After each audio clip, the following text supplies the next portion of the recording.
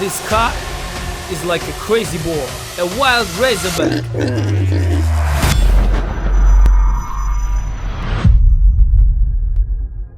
Hello everyone, Artemiy is here. Couple of words before the test drive.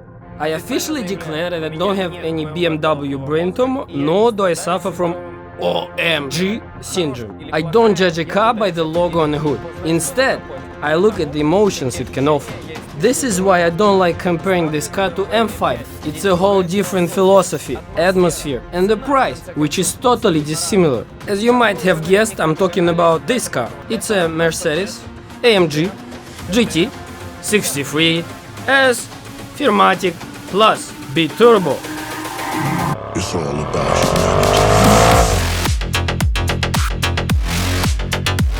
humanity. A cloud of anger, a wild car. Pumbaa! No, it's not Pumbaa. It's a Tasmanian devil. Do you remember this cartoon? It even makes the same sound.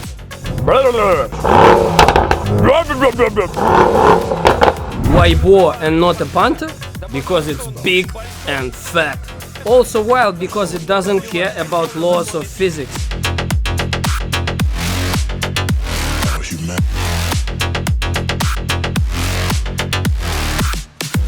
It holds the road amazingly, which is surprising considering its weight.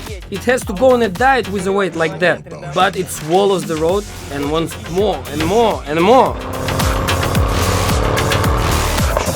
If Panamera doesn't know what it wants, comfort or speed, this dude has only one goal. It wants to push the RPM to the limit. It's all about humanity. Unlike Panamera, squats and nosedives are minimal even in comfort mode. This car is surprisingly composed for its weight. Technologies can create miracles. Steering rear axle, electronic differential, intellectual all-wheel drive that allows you to turn the front wheels off. All of this allows to make any turn you can imagine at ridiculous speeds.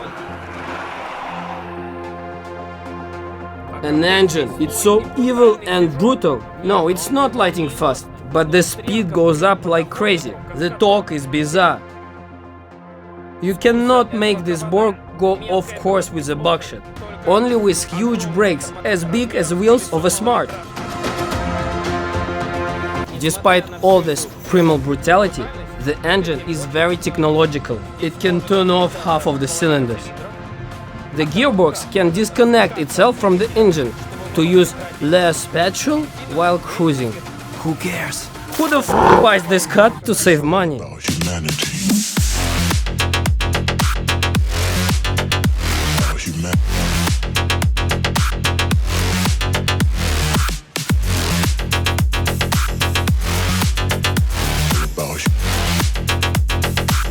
It's all about humanity.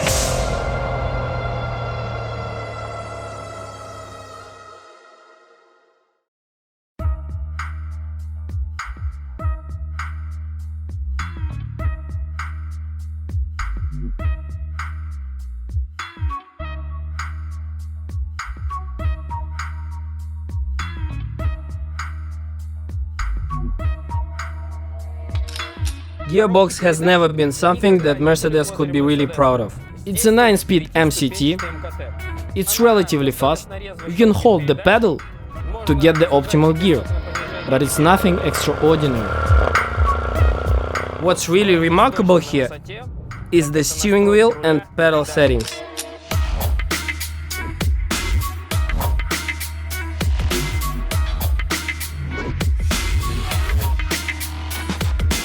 GT63 is so pleasant to drive. The effort it requires and the responsiveness of the steering wheel, its weight, everything is just perfect.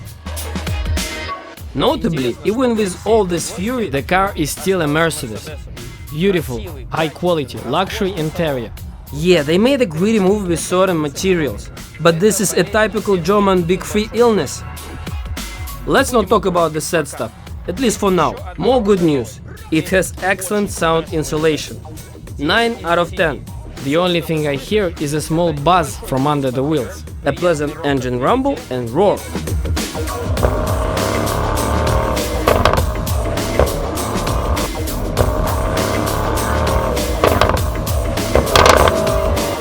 now we can start talking about the beta part. And it's not this complex multimedia system or how incredibly difficult it is to turn off the front wheel drive here. You must have heard it numerous times. I'm talking about the exhaust knob. Obviously, those who never drove AMGs before will say that this exhaust is mind-blowing. I'm not contesting that. As far as 4-liter biturbo engines are concerned, AMG sound is one of the best. But if you heard the rumbling 6.3 M156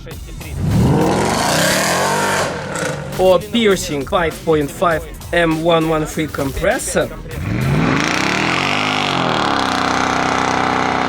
well, modern AMG exhaust won't arouse you as much. It doesn't make your blood boil. Yeah, there are a lot of special effects here, but in order for this boar to stop snorting and start roaring like a lion, you have to cut his cuts off. Oops.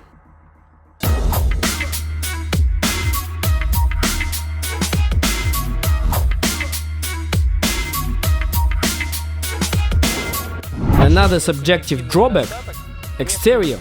They bulked up the rear to have a big trunk. Yeah, it's not bad at all, and there is a lot of room for passengers in the back. But let's be honest, no one takes this car to drive passengers around. No one cares. Sport bags and air will be the passengers for the 90% of the time. I personally could live with less space in the back. In my humble opinion, GT63 is like a ladybug. Its silhouette lacks CLS shapes from its former facelift.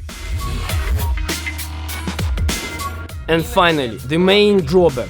In order to make this AMG this rapid and agile, engineers had to sacrifice something. The suspension. Air springs are so rigid here, any small bump on the road will be felt with the whole car. Whether it's 50 kilometers or otherwise, comfort or sports regime, it doesn't matter. It doesn't make any difference. We're currently driving on a smooth road, but I can feel the slightest bumps. But this car is not a GT2 RS.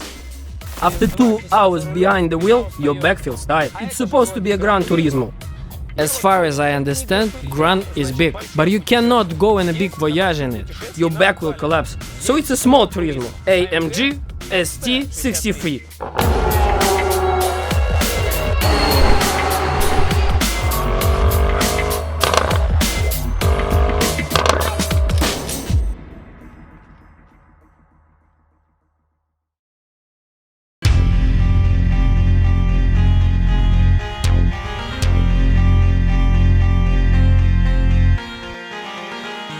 Let's sum up.